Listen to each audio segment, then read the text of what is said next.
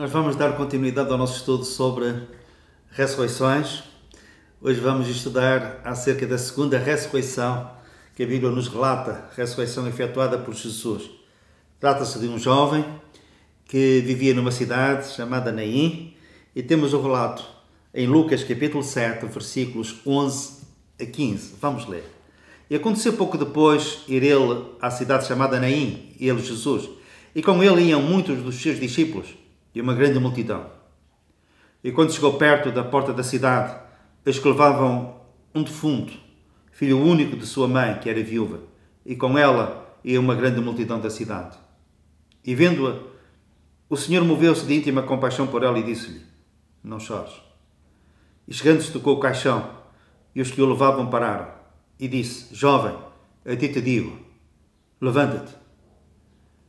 E o defunto assentou-se e começou a falar, e entregou-o à sua mãe. A mãe deste jovem era viúva, e as viúvas no tempo do Senhor Jesus tinham poucas opções. Viviam da ajuda de familiares ou ajudas da comunidade. Mas esta viúva, apesar de tudo, tinha um estatuto diferente. Não era tão necessitada assim, deduzimos nós, porque tinha um filho jovem, que com certeza a ajudava no seu sustento e era um conforto para o seu coração. Mas nós vemos que este filho único morreu. E a passagem fala-nos que ele ia enterrar. Provavelmente o cemitério era fora da cidade. E nós vemos que eles estavam a sair da cidade. Este cortejo fúnebre estava a sair da cidade para ser sepultado fora da cidade. E há 3 encontros. Nesta passagem nós podemos inferir 3 encontros. O primeiro encontro é entre as duas multidões. Uma multidão que saía da cidade e acompanhava aquele funeral. Nós vemos que era uma grande multidão que saía da cidade. E havia também uma grande multidão que estava a entrar na cidade. E estas duas multidões cruzam-se à porta da cidade. A segunda grande multidão seguia Jesus. Nós lemos, e com Jesus iam muitos dos seus discípulos, e uma grande multidão. A primeira multidão era liderada por aquilo que tem o império da morte, isto é, o diabo. A segunda multidão era liderada por Jesus, também chamado o príncipe da vida. Houve um outro encontro. O encontro daquele defunto, jovem, filho único de sua mãe, que se encontra com Jesus, o Filho único de Deus. O terceiro encontro é entre a morte e a vida. A morte personificada naquele jovem e a vida personificada em Jesus. E quando Jesus encontrou a morte perdeu sempre. Não é uma curiosidade, é um facto. Jesus está crucificado. E os soldados, quando se aproximaram de Jesus para apressar a sua morte partindo-lhe as pernas, nós lemos que eles ficaram surpreendidos porque ele já estava morto. E nós perguntamos porque é que Jesus morreu tão depressa. Não era comum os que eram crucificados morrerem tão rápido. Há várias razões. Uma das quais, por exemplo, é que Jesus disse: ninguém me tira a vida, de mim mesmo a dou. Mas havia uma outra razão, além de outras, havia esta que eu vou agora referir. É que os 2 salteadores não podiam morrer enquanto Jesus estivesse vivo. A morte não poderia aproximar-se tanto de Jesus que estava no meio dos 2. E por isso nós lemos que Jesus morreu primeiro. Quando Jesus se cruza com o jovem que está no caixão, nós lemos que Jesus tocou o caixão. Os que o levavam pararam. E ele disse: jovem, a ti te digo, levanta-te. A filha de Jairo disse: menina, a ti te digo, levanta-te. Se Jesus tivesse dito, é o mesmo princípio: jovem, levanta-te, todos os jovens estavam sepultados, levantar-se-iam. Mas és tu, jovem, és tu, a ti te digo, levanta-te. Mas eu quero chamar a vossa atenção para uma particularidade, que é quando Jesus viu a mãe deste jovem, esta viúva, e vendo-a, o Senhor moveu-se de íntima compaixão por ela e disse-lhe: não chores.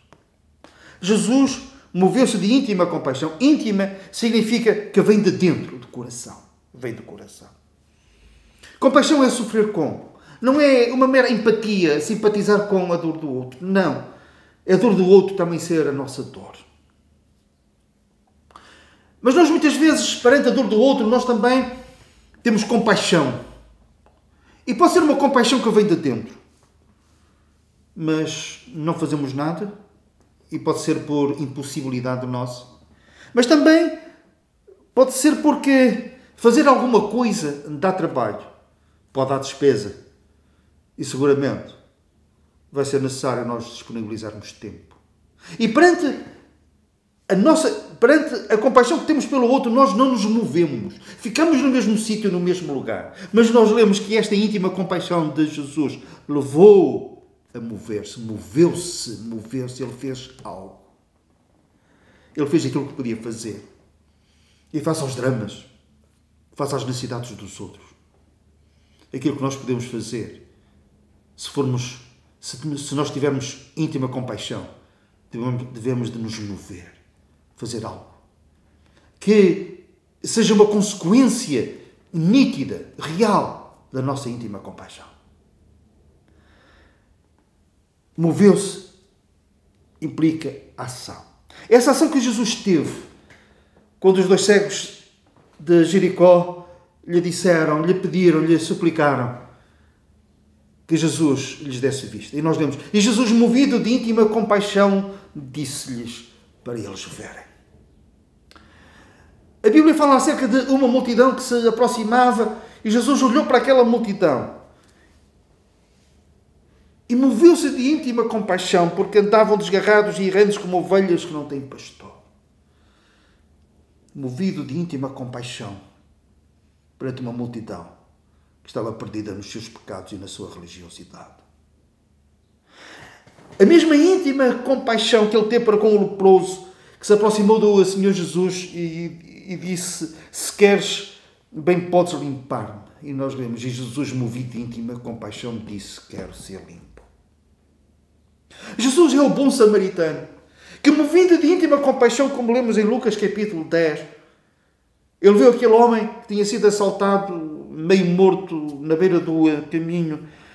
Ele que descia de Jerusalém para Jericó, foi assaltado, ele desceu do seu cavalo, atou-lhe as feridas, levou-o para uma estalagem e cuidou dele. E o que o fez agir assim foi, moveu-se de íntima compaixão. Jesus é o pai do filho pródigo, que em Lucas capítulo 15, ao ver o filho pródigo, o filho que tinha ido para longe, que voltava para casa, ele viu-o ao longe e correu para ele, movido de íntima compaixão, nós lemos. E essa íntima compaixão levou-o a correr para o filho e abraçá-lo com o abraço de perdão. Seja qual for a situação, por mais aflitiva e dolorosa que nós estejamos a viver, Jesus, quando olha para nós como seu povo, seus filhos, ele olha para nós não com indiferença, e movido de íntima compaixão, no seu tempo, à sua maneira, ele vai agir. Entretanto, ele vai dizendo a cada um de nós o que disse a esta mulher viúva que habitava na cidade de Naim e que ia a enterrar o seu filho. E ele vai nos dizendo: não chores.